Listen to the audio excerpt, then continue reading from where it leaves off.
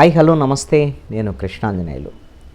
కృష్ణానదికి సుమారుగా 15 సంవత్సరాల తర్వాత 2009 తర్వాత అత్యధికంగా వరద ప్రవాహం పెరుగుతుంది. సుమారుగా 9 లక్షల క్యూసెక్కుల వాటర్ ప్రకాశం బ్యారేజీకి వస్తుంది. అది 10.5 లక్షల నుంచి 11 లక్షల క్యూసెక్కుల వరకు పెరిగే అవకాశం ఉంది అనేటువంటి దాని మీద ఇప్పటికే ప్రకాశం బ్యారేజీ నుంచి అన్ని గేట్లు ఎత్తివేశారు. నీటిని సముద్రంలోకి వదులుతున్నారు. ఈ నేపథ్యంలో ఇప్పటికే విజయవాడ సగం మునిగిపోయి ఉంది. ఇంకా 24 గంటల పాటు ఈ విధమైనటువంటి ఇబ్బందికరమైనటువంటి పరిస్థితి ఉంది. అయితే ఇప్పుడు ప్రకాశం బ్యారేజీకి వస్తున్నటువంటి వరద వల్ల ఈ వరద నీరుని కిందికి వదులుతున్న నేపథ్యంలో లంక గ్రామాలు మరింత ముంపుకు గురయ్యేటువంటి దానికి అవకాశం ఉంది. లంక గ్రామాల్లోకి సంబంధించినటువంటి వాళ్ళు ఇప్పటికే ప్రభుత్వం అయితే అలర్ట్ చేసింది. అక్కడ ఇంకా కొంతమంది ఎవరైనా ఆ గ్రామాల్లో ఉంటే లంకల్లో వ్యవసాయ నిమిత్తం ఉన్నటువంటి వాళ్ళందరూ కూడా లంక గ్రామాల నుంచి బయటకు వచ్చి కొంచెము ఎత్తైనటువంటి ప్రదేశాల్లో ఇబ్బందికి లేకుండా ఉండాల్సినటువంటి పరిస్థితి అయితే ఉంది. ప్రభుత్వం అలర్ట్ చేసింది. వాళ్ళని ఎక్కడైనా ఎవరైనా ఉంటే ఒకవేళ ఎవరైనా చిక్కుకుంటే వరద ప్రాంతాల్లో వాళ్ళని వెంటనే తరలించేటువంటి విధంగా ఏర్పాట్లు కూడా ప్రభుత్వం చేయాల్సినటువంటి అవసరం ఉంది. అయితే ప్రకాశం బ్యారేజీకి ఒక ప్రమాదం వచ్చింది. బ్యారేజీకి ఇప్పుడు ఏదో ముంచుకొచ్చింది అనేటువంటిది కాదు, కానీ ఈ వరదలో 4 పెద్ద బోట్లు కొట్టుకొని వచ్చి ప్రకాశం బ్యారేజీని ఢీకొట్టాయి. ఒక బోటు కాదు, పెద్ద బోట్లు ఇవి 4 బోట్లు వచ్చి ఢీకొట్టాయి. దీనివల్ల కొంత ప్రకాశం బ్యారేజీకి సంబంధించినటువంటి ఆ గోడలు అవి కొంత ఆల్రెడీ గేట్లు ఎత్తివేసి ఉన్నారు. అవి గేట్లలో ఎత్తివేసిన నేపథ్యం అయినప్పటికీ కూడా ఆ గేట్లు వాటర్లో నుంచి బయటికి వెళ్ళగలిగినటువంటి పరిస్థితి లేదు. ఆ బోట్లు అడ్డము తిరిగి ఉన్నాయి. ఇవి కూడా పెద్ద బోట్లు అవి. ఆ విధంగా 4 బోట్లు వచ్చి తగలటము, అసలు ఆ తగిలినందువల్ల ఎంత దెబ్బతిన్నది ప్రకాశం బ్యారేజీ, దానివల్ల ఎంత ఇబ్బంది ఉంటుంది ఏంటి అనేటువంటి దాని మీద ఒక అంచనా వేసేటువంటి ప్రయత్నం అయితే సాంకేతిక నిపుణులు చేస్తున్నారు. దానివల్ల ఇప్పుడిప్పుడుగా ఏదో పెద్ద ప్రమాదం పొంచి ఉంది అనేటువంటి భయపడాల్సినటువంటి విషయం కాదు. ప్రకాశం బ్యారేజీ మెయిన్ నుంచి కూడా వాటర్ ప్రవహించినటువంటి సందర్భం కూడా ఉంది. అదేవిధంగా ఆ ప్రకాశం బ్యారేజీ దాటిన తర్వాత రైల్వే బ్రిడ్జి ఉంటుంది. ఆ రైల్వే బ్రిడ్జి మీద కూడా నీళ్లు వెళ్ళినటువంటి సందర్భాలు కూడా ఉన్నాయి. అవేమి ప్రమాదకరం కాదు, లేకపోతే అవేమి కొట్టుకుపోతే అలాంటి పుకార్లనే నమ్మాల్సినటువంటి అవసరం లేదు. అయితే ఇక్కడ కీలకమైనటువంటి ఒక అంశం ఏంటంటే రాజకీయపరమైనటువంటి విమర్శలకి ఈ వరదలు కూడా కేంద్రంగా మారతాయి. ఒకరి మీద ఒకరు విమర్శలు చేసుకోవటం. మీరు ఈ వరదల్లో ఈ విధంగా పడవలు కొట్టుకొని వచ్చి ప్రకాశం బ్యారేజీ కొట్టుకున్నటువంటి అంశం, ఇప్పుడు 4 బోట్లు వచ్చాయి. కానీ 2 సంవత్సరాల క్రితం ఇదే తరహా వరద ఒకసారి వచ్చినటువంటి నేపథ్యంలో ఒక బోటు వచ్చి ఆ ప్రకాశం బ్యారేజీ గేటుకి తట్టుకొని దాన్ని నీళ్లు వెళ్ళటానికి ఇబ్బందికరంగా మారినటువంటి సందర్భంలో అప్పుడు తెలుగుదేశం వాళ్ళు తీవ్రమైనటువంటి విమర్శలు చేశారు. ఏమని?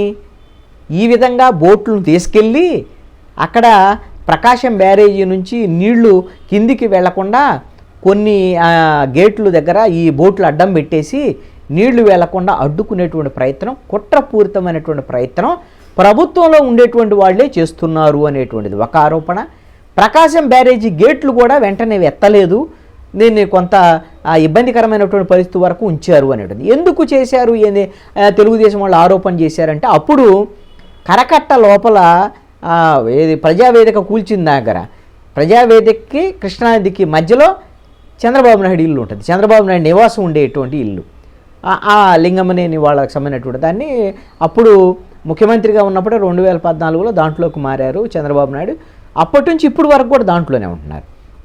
అయితే ఆయన ప్రతిపక్షంలో ఉన్నప్పుడు ఆయన ఇంటిని ముంచటం కోసమే ఈ విధంగా వైఎస్ఆర్ కాంగ్రెస్ పార్టీ ప్రభుత్వంలో వాళ్ళు కుట్ర చేశారు అనేటువంటిది అప్పుడు తెలుగుదేశం చేసినటువంటి ఆరోపణ.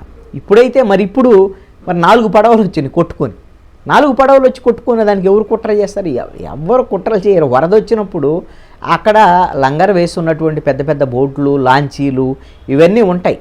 లాంచీలు ఇవన్నీ కృష్ణానదిలో ప్రయాణికులను ఒక ప్రాంతం నుంచి ఇంకొక ప్రాంతానికి తరలించేటువంటి వాళ్ళకి సంబంధించినటువంటి అవి లాంచీలు, పెద్ద పెద్ద బోట్లు అవి ఆ తీవ్రమైనటువంటి వరద ఉధృతికి ఆ లంగర్ మొత్తం కూడా వచ్చేసి అవి కొట్టుకొని వస్తాయి.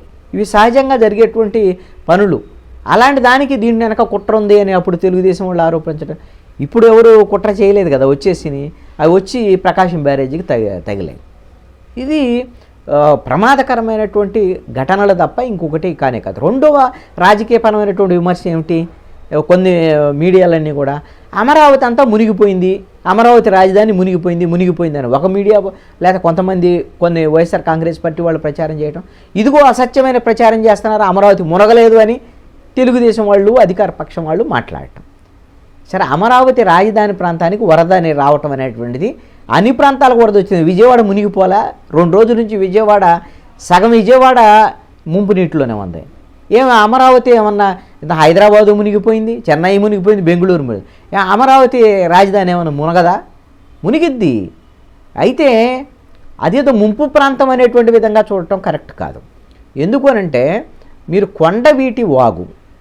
కొండవీడులో పడేటువంటి అక్కడ అడవులు పైన, అదేవిధంగా కొండల మీద పడేటువంటి నీరంతా కూడా పిరంగిపురం మండలము, అదేవిధంగా గుంటూరు రూరల్ మండలము, అదేవిధంగా పెదకూరపాడు నియోజకవర్గంలోని అమరావతి, మద్దూరు, ఇవన్నిటిని దాటేసి తుళ్ళూరు మండలము, అదేవిధంగా ఈ మండలాల్లోకి వస్తుంది.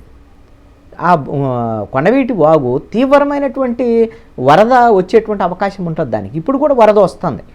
అయితే ఒక వరద వస్తే ఇంతకుముందు ఎలా ఉండేదంటే తాడు చెట్టు ఎత్తు నీళ్లు, అంటే ఒక 20 అడుగుల ఎత్తు నీళ్లు ఉండేవి. నీరుకొండ, నేలపాడు, ఆ చుట్టుపక్క ప్రాంతాలు మొత్తము అమరావతి ప్రాంతం, ఇప్పుడు రాజధాని ప్రాంతం అనేది గతంలో మునిగిపోయేది.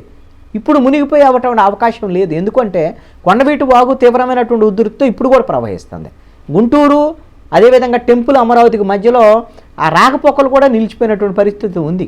అదేవిధంగా టెంపుల్ అమరావతికి, రాజధాని అమరావతి మధ్య విజయవాడకు వచ్చేటువంటి మద్దూరు దగ్గర వాగు, ఇవన్నీ కూడా మునిగిపోయి మొత్తం రాకపోకలు మొత్తం కూడా బంద్ అయినటువంటి పరిస్థితి ఉంది. అయితే ఈ నీటి ప్రవాహం మొత్తము ఎక్కడైతే బ్యారేజీకి పైభాగంలో ఉండేటువంటి చోట ఈ కొండవీటి వాగు లిఫ్ట్ ఇరిగేషన్ అనేటువంటిది తెలుగుదేశం ప్రభుత్వం 2014లో అధికారంలోకి వచ్చిన తర్వాత అమరావతి రాజధాని నిర్మాణం 29 గ్రామాల్లో చేయాలని నిర్ణయించిన తర్వాత కొండవీటి వాగు ముప్పు ఉందనేటువంటి నేపథ్యంలో ఆ కొండవీటి వాగు వచ్చేటువంటి వాటర్ అంతా కూడా బ్యారేజీ పైభాగంలోకి వస్తాయి. బ్యారేజీ దగ్గరే వచ్చిన తర్వాత ఆ నీళ్లు వచ్చినటువంటిదేమో కొంత లో లెవెల్లో ఉంటుంది, వాగు సంబంధించినటువంటి వచ్చిన నీళ్లు.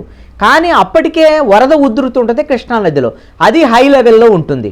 ఆ నీళ్లు, కొండవీటి వాగు నీళ్లు కృష్ణానదిలోకి వెళ్ళవు. ఒక రకంగా చెప్పాలంటే కృష్ణానదిలో నీళ్ళే తన్నుతాయి కొండవీటి వాగులోకి. అప్పుడు అమరావతి ప్రాంతం ఏది ఇప్పుడు రాజధాని ప్రాంతం అని ముంపుకు గురయ్యి ఉండేది.